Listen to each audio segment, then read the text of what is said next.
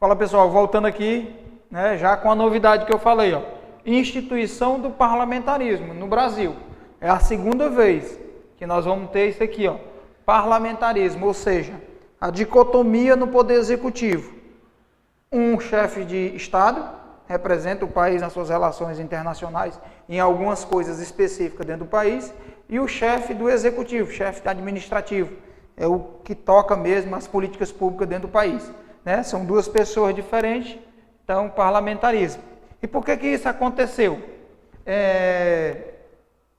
A Constituição de 46, ela vai ter vigência até 67, né? Mas vamos dizer que ela teve vigência mesmo até 64, após o golpe de 64, a gente vai ter os atos institucionais aí regendo o Brasil. Mas até 46 ela ficou. Então, quando foi em 61, em 25 de agosto de 61, o governo era Jânio Quadros.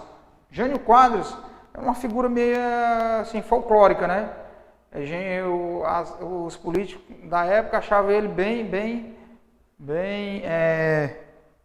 contraditório em algumas coisas, e ele, nessa data, que é a data da renúncia dele, ele envia uma carta para o Congresso Nacional, falando que foi pressionado por forças ocultas, né?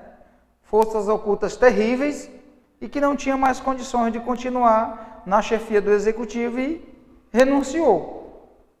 E ali, automaticamente, pela Constituição, quem assumia era o vice. E o vice de Jânio Quadros era João Goulart. João Goulart tinha uma ligação muito forte com os comunistas. Inclusive, na época, ele estava na China, né? Que era uma república comunista, e ainda é. Então, com a volta de João Goulart para assumir o poder, as Forças Armadas colocaram o pé atrás, ficaram desconfiadas pelas ligações do Jango, né, como era conhecido, João Goulart, com os comunistas, já que a década de 30 até 60, até 40 ali, 50, era o fantasma do comunismo voltando, né? E agora novamente, né? Podemos dizer, agora novamente. Então, o fantasma do comunismo querendo assumir o poder. Então, as Forças Armadas não queria que o João Goulart assumisse. E o Congresso Nacional, ele se opôs. O Congresso Nacional não achou por bem criar essa modalidade, o parlamentarismo, para que João Goulart assumisse o poder. Seria uma forma de controle, de ter um controle sobre João Goulart. E assim foi feito e as Forças Armadas aceitaram, né? Não tiveram nenhuma movimentação. Só que quando chega em 63, certo? Então, quando chega em 63, o que vai acontecer? Vai ter um plebiscito, certo? Vai ter um plebiscito, 63 vai ter um plebiscito. E a população brasileira determinou o retorno imediato de quê? Do presidencialismo. Por quê? Porque o Brasil tem um histórico com o presidencialismo, né? Com esse regime de governo presidencialista, que é o chefe da nação, que concentra tudo, né? Em uma só pessoa, as duas funções de administrar o país e representar o país internacionalmente. Então, tem a votação. E com essa votação, volta a insatisfação das Forças Armadas. E baseado nessa insatisfação, nessa desconfiança, em 64 nós vamos ter o golpe, certo? Nós temos que ter o golpe e o Jango vai ser derrubado. Por quê? A principal acusação contra Jango, que as Forças Armadas tinham para derrubá-lo do poder e outros setores da sociedade, era o quê? Que João Goulart estava a serviço do comunismo internacional, certo? João Goulart é deposto do cargo de presidente da República e o ministro do Exército, o ministro da Aeronáutica e o ministro da Marinha Ministro não, pessoal, só um minuto. Na realidade, era o general Costa e Silva, o brigadeiro. Só um minuto. O brigadeiro Francisco Corrêa de Melo e o almirante Augusto Radimec. Esses militares formaram o Supremo Comando da Revolução. E o Supremo Comando da Revolução passa a gerir o país. Diferentemente de quando os militares tomaram o poder lá em 45 e entregaram a chefia para o presidente do STF, José Linhares, aqui em 64 não ocorreu isso. As Forças Armadas afastam João Goulart com a alegativa de que ele estava a serviço do comunismo internacional e eles ficam no poder. Então eles formam o comando, o Supremo Comando da Revolução e baixa o primeiro ato institucional. E aí é de 64 até 67, nós vamos ter o país sendo regido por ato institucional. E aí vamos começar a sentir a ditadura, né, dos militares, que vão ficar no poder aí durante quase mais de 20 anos. Ato institucional número 1, é o primeiro ato baixado pelo Comando da Revolução.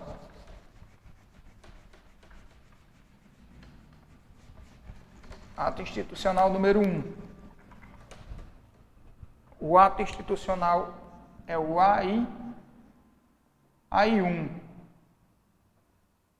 Ato institucional número 1. O que ele vai trazer? O que ele vai dar de prerrogativa? Primeiro, de cara, certo? O Comando da Revolução pode o quê?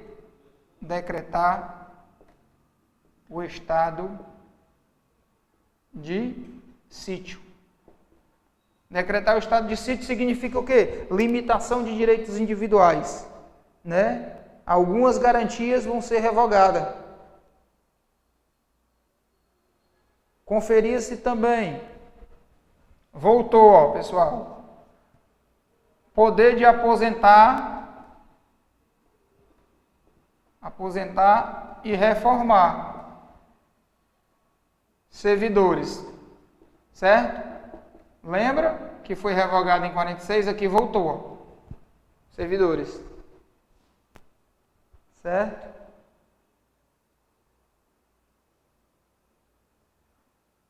Servidores civis e militares, servidores civis e militares. Ele poderia também, aqui pelo ato institucional número 1, ele poderia suspender os direitos políticos,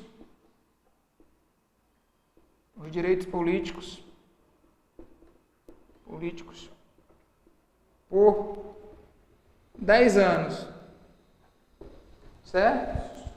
Suspender direitos políticos por 10 anos. Suspender direitos políticos por 10 anos e caçar os mandatos legislativos. Caçar os mandatos legislativos, o quê? Federal, estadual e municipal.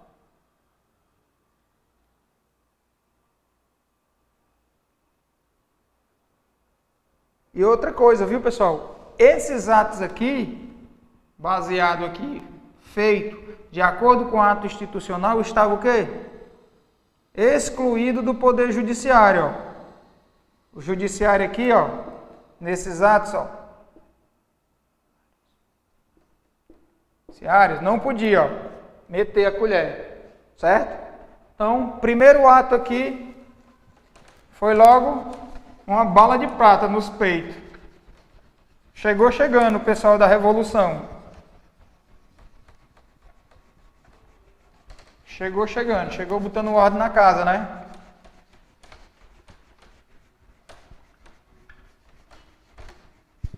Vamos lá.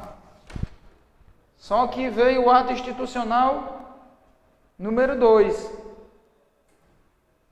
Ó.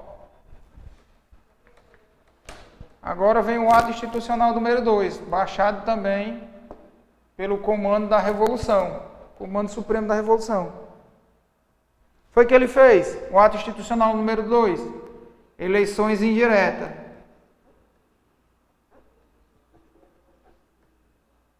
Eleições indiretas para o presidente da República, Executivo Federal, certo? Eleições indiretas para o presidente. Eleições diretas para o presidente e vice-presidente da República, certo? Os dois eram e vice, porque os dois eram o conjunto e vice. A eleição era conjunta. E o número 3, pessoal, o ato institucional número 3, vai fazer o quê? Vai estabelecer eleições indiretas. Indiretas. Para quem? Para os estados. Para os governadores. Viu? Para os governadores.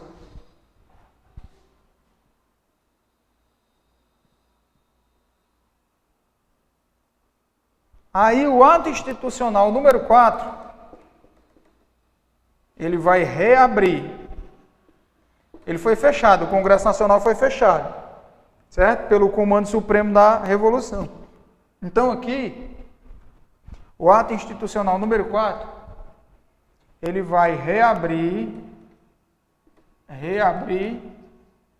o quê? O Congresso Nacional. Reabrir o Congresso Nacional. Para quê? A abertura do Congresso Nacional. Congresso Nacional. Reabrir o Congresso Nacional. Para quê? Congresso Nacional. Vai reabrir o Congresso Nacional para votação da Constituição de 67. Viu? Então, o Congresso Nacional de 1967. Ele é o ato institucional número 4, o 04 aqui, vai reabrir o Congresso Nacional para votar a Constituição de 67.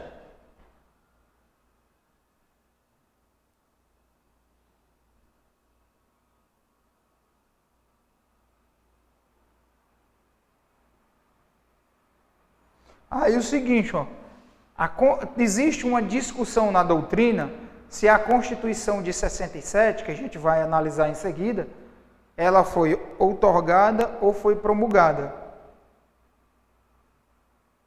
Aí, porque ela foi votada, ela teve participação do Congresso. Formalmente, ela foi promulgada. Formalmente, ela foi promulgada. Ela foi votada, aprovada e promulgada. Agora, materialmente, ela foi outorgada. Então, como a gente fala normal, ela foi outorgada ou foi promulgada? Foi outorgada. Porque quando se fala sem fazer uma distinção, sem descer a detalhes, é porque ele está falando do entendimento geral da doutrina que ela foi, né, outorgada, a de 67. Mas lembrando que ela foi votada, ela foi aprovada e ela foi promulgada, certo? Formalmente. Só que o Congresso estava fechado. Ele foi reaberto para os deputados, os congressistas, votarem esse novo texto constitucional. Eles não tinham força, pelaquele momento, pela repressão do Comando da Revolução, eles não tinham força de alterar qualquer artigo da Constituição. Então, na prática, ela realmente foi um texto imposto. E como eu falei, apesar da Constituição de 67, né, ter sido implantado mas a Constituição de 46, ela só teve vigência mesmo até 64, porque a partir daí, até 67, os atos institucionais eram que regiam o país. Apenas formalmente ela tinha vigência. Certo? Então pronto, pessoal, dá para perceber aqui o quê? Que os militares de 64, vitoriosos de 64, também viram que não dava para eles ficarem administrando o país somente com base, né, nos atos institucionais. Eles tinham uma necessidade de uma Constituição para fundamentar o pensamento, fundamentar suas ações, né, dar sustentação. E por isso que eles, no ato institucional de 64, eles acabaram chamando os congressistas, reabrindo o Congresso Nacional para a votação. Como é que está aí? 16? Pessoal, eu vou encerrar por aqui. Na próxima aula, a gente vai analisar a Constituição de 67, certo? E trazer alguns aspectos da nossa Constituição que está em vigor, que é a Constituição de 88. A gente vai passar também para analisar um pouquinho a emenda de 69, né? Que para muitos é uma nova Constituição, pelo caráter revolucionário dela, mas a gente fica por aqui. Na próxima aula a gente complementa, beleza? Beleza? Obrigado aí pela atenção até agora.